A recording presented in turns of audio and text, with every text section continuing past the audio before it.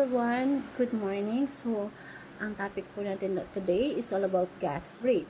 When we say God breathe, the terms God breathe coming from the Greek word theo, neustos, comes from 2 Timothy 3:16 and teaches us that all the scriptures is literally breathed out by God. So this means that the Bible is not merely human writings, but the very Word of God is a self-changing power. When we read the Bible, we are hearing the voice of God Himself. So the first teaching of the day is the Bible is timeless truth in changing the world. So, yung Biblia natin is God's inspired. When we read the Bible, we heard the voice of God in itself. Kasi pwede kasi ma-abuse na sabihin ng iba na, okay, nausap ako ni Lord, sinasabi niya sa atin, itong fan ng church, gamitin natin sa ganito. Pwede ma-abuse yun ng mga pastor or preacher na nakakarinig kuno ng audio voice ng God. Pero napaka-blessed natin because there is a Bible na the Supreme Court na pwede nating sundin, ito yung salita mismo ng Diyos. Na kapag ka nagbasa ka ng Bible, mismo ikaw may experience na kinakausap ka ng Diyos.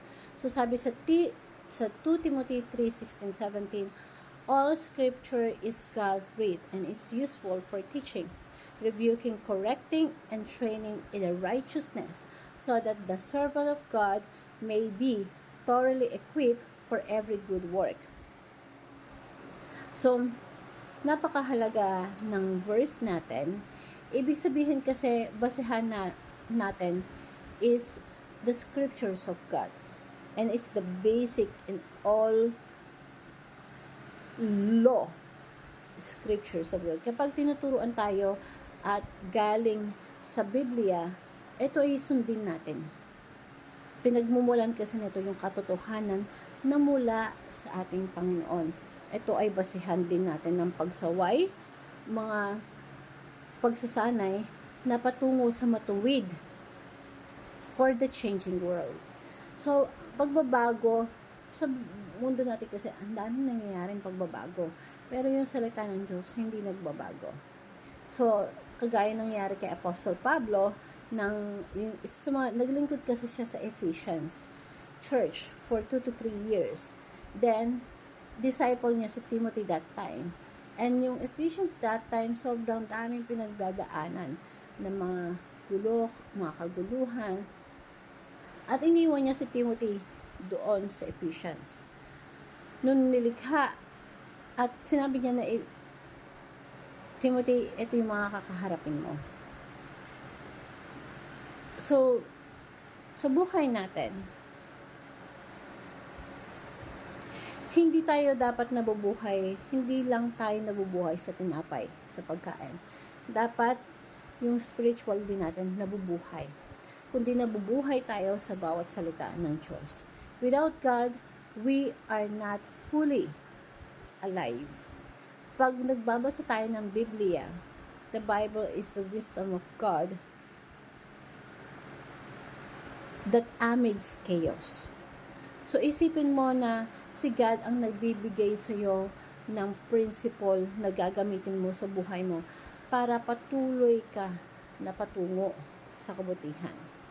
So, sabi nga dito sa verse na to is, but mark this, there will be terrible times in the last days. People will be lovers of themselves, lovers of the money, boastful, proud, abusive, disobedient to their parents, ungrateful, unholy, without love, unforgiving, slanderous, without self-control, brutal, not lovers of good, treacherous, rash, concealed lovers, or pleasure rather than lovers of God, having a form of godliness but denying that its power.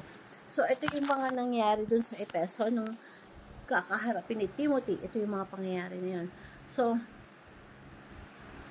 maganda na sa buhay natin para labanan itong mga ganitong sitwasyon, panatilihin natin ang salita ng Diyos. Ipamuhay natin. May mga Christians na matagumpay sa buhay. Why? Kasi ginagamit nila at yung karunungan na meron sila ay mula sa Biblia. So, nagbabasa sila ng Biblia, ng salita ng Diyos.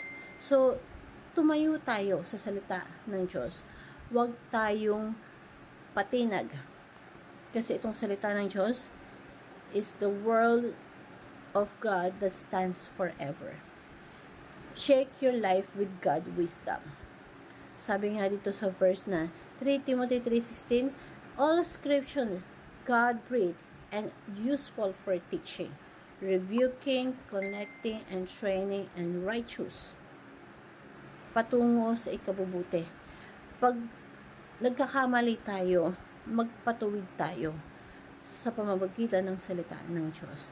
So, we have to serve faithfully, naglilingkod ng tapat sa ating Diyos, and be equipped. Pag pumunta ka sa gera, dapat may bala ka at meron kang baril. Ready ka. Para kagamit-gamit ka sa ating Panginoon. And the Word of God is, ito yung parang espada natin. Ito yung parang bala natin. Ito yung parang sandata natin sa pakikipaglaban sa buhay na meron tayo ngayon. Gamitin natin yung Word of God for us to stand firm, not shakeable, but be shake the Word of God. So, nais ko lang na ibahagi sa inyo ang isang prayer. Lagi natin tatandaan, stand firm on God's Word, shape your life with God's wisdom, serve faithfully, and be equipped. Sa pamamagitan ng mga salita ng Diyos, kaya natin i-shape yung buhay natin, yung pangarap na gusto natin at maging successful. Gamitin natin to as the standard na sandata natin sa buhay natin.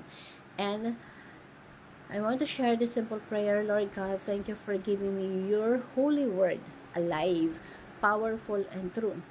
Help me to treat the Bible not as an old book, but as you very free speaking into my life.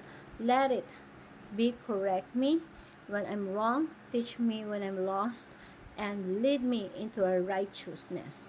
When doubt comes, remind me that your word is my firm foundation. Give me a hunger to read it daily and courage to live it boldly. Shape me, train me, and prepare me for every good work. In the name of Jesus, we pray. Amen. Thank you, everyone, and God bless.